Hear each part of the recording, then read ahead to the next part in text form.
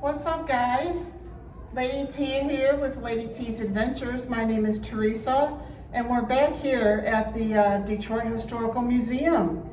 And I'm going to make probably about 3 more videos, and that'll conclude it. I got most everything, but not all of it. You have to come and see it for yourself, actually. It's just amazing, the stuff they have in here, the history, and it just brings me back to when I was a kid.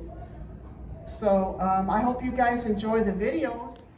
This right here is a very old typewriter. They don't want anybody to touch it, but it advertises the Detroit news here.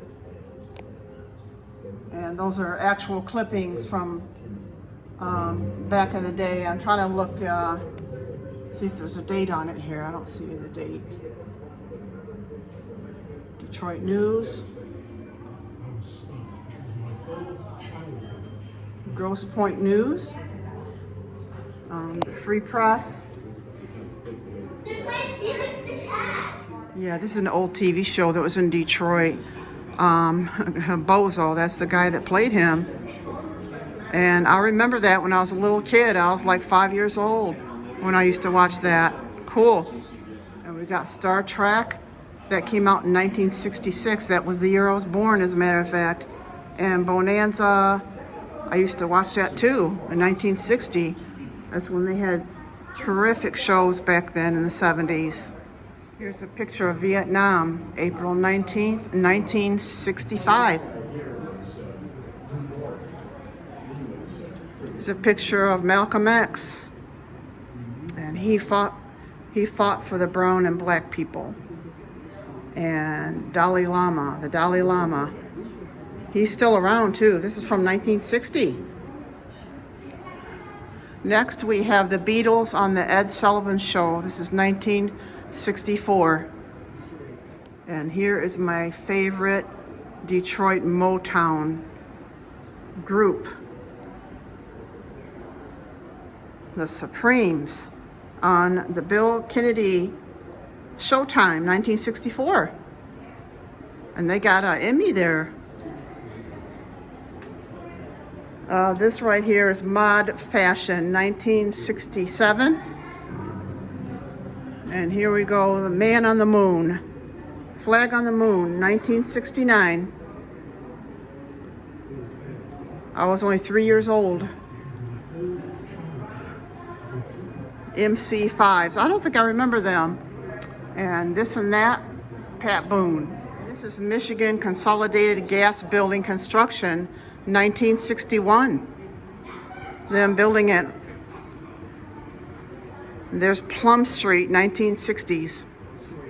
Picture, this was Senator John F. Kennedy delivers a campaign speech during an annual Labor Day gathering in Detroit, 1960. Okay guys, this is 12th Street at Claremont. In the late 1950s, the neighborhood along the 12th Street north of Grand Boulevard was transitioning from Jewish to African American. Detroit's changing skyline. This is 1961. That's what it looked like back then. Isn't that amazing? Wow. Here we go, Dr. Martin Luther King, the triumph of Martin Luther King. And there is Detroit Council, Walk to Freedom, Cobo Arena. Oh my gosh, this is really history here. Sunday, June 23rd, 1963. His Walk of Freedom speech. Here is Rosa L. Parks tribute dinner. Starting, let's see, Saturday evening, April 3rd, 1965 in Cobo Hall, Detroit, Michigan. That's amazing. Well, this is really cool here. This is a living room from the 1960s. So I was born in the 60s. The Detroit riot lasted 7 days. It was triggered by a police Here's an old telephone right here. Look at this telephone. Of course, it doesn't work. Oh, I think it probably does work, and you can probably hear like a introduction. I'm not sure whose house that is, though. So, and there's no speakerphone thing on that, so we can't find out who it is. But we got a couch there and several TVs.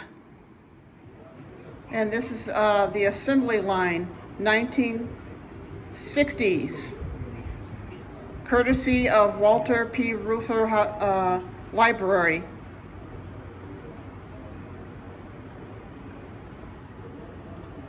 Protest March, 1960.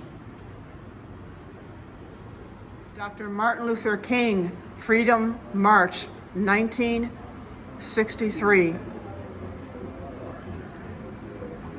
And Ku Klux Klan in Georgia, 1960s. Horrible, horrible people who spread hate. Just awful. This one says, neighbors helping neighbors. Amidst the chaos, Detroiters stepped up to help family, neighbors, and complete strangers. Beautiful. It says, nuns and volunteers at Holy Trinity Parish packed food distribution, 1967. And that's just an example of the food there. Got some cans up there. They're old cans too. And look at this right here. This is a military tank. Check this out. With the lights in the front.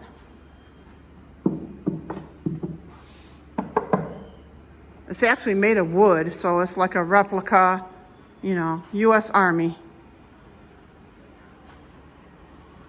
It's a replica of the real thing.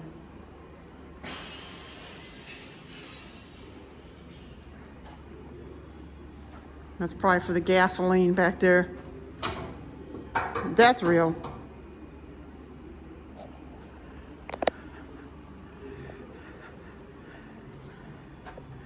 Detroit Fire Department dress jacket.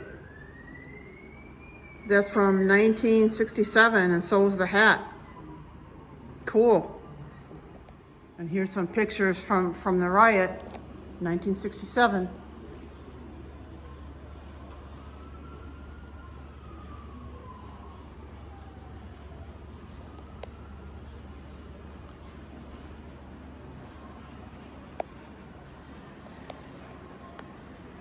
Detroit Police Department riot baton and helmet. And there's some handcuffs there too. This is from 1960. There's a picture of Duke Ellington and his orchestra. Minister to the poor. In 1956, Charlottesville Waddles, a Pentecostal minister, founded Mother Waddles' mission for saving souls of all nations. The mission provided Detroit's poor with food, clothing, shelter, and basic health care. What a wonderful woman. Eventually, the organization added vocational training, job counseling, and substance abuse care. The church remains active in the community today. And this picture was taken in 1967.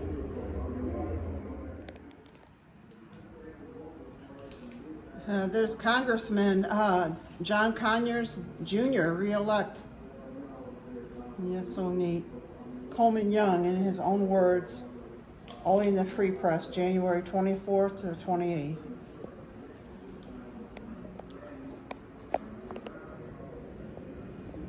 Another picture of Coleman Young. And that's WJLB radio station. That's been a long time. This is a picture, I remember that host too. Wade Briggs, 1973, that picture is. This is a very old cell phone, Motorola. I remember Motorola being the first one. And as a matter of fact, I had one too, but it wasn't quite that old. It was more like these right here.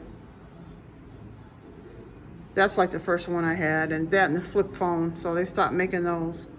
I think they still make flip phones, though.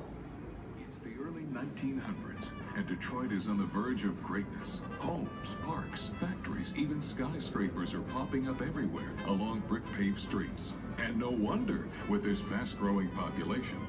Bright lights are everywhere too, as more and more households and businesses are powered by electricity. It's all made possible by Detroit's industrial leadership. This city is quickly becoming the automotive capital of the world, the Motor City. Over 125 car companies are here by 1915, bringing with them the first concrete roads and traffic lights. Watch out, electric-powered streetcars are zipping by. They're run by the reorganized city government. Many passengers are on their way to Navin Field to watch the Detroit Tigers, the city's first championship sports team. You can see Detroit's economy is booming, not only from automakers and the countless companies supplying parts, but as the country's airplane manufacturing capital. Some famous Detroiters making this happen are William Stout and Eddie Stinson. Now, it's the early 20s, and Detroit's construction boom is getting serious. Everywhere you look, skyscraping office buildings, hotels, apartments, and towering church spires rise around you. There's even a tunnel and bridges. This bustling metropolis seems to have sprouted overnight. Per capita, it's the fastest growing city in America. Uh-oh, what's this? The federal government just banned the sale of alcoholic drinks. Looks like a new industry has come to town. Smuggling.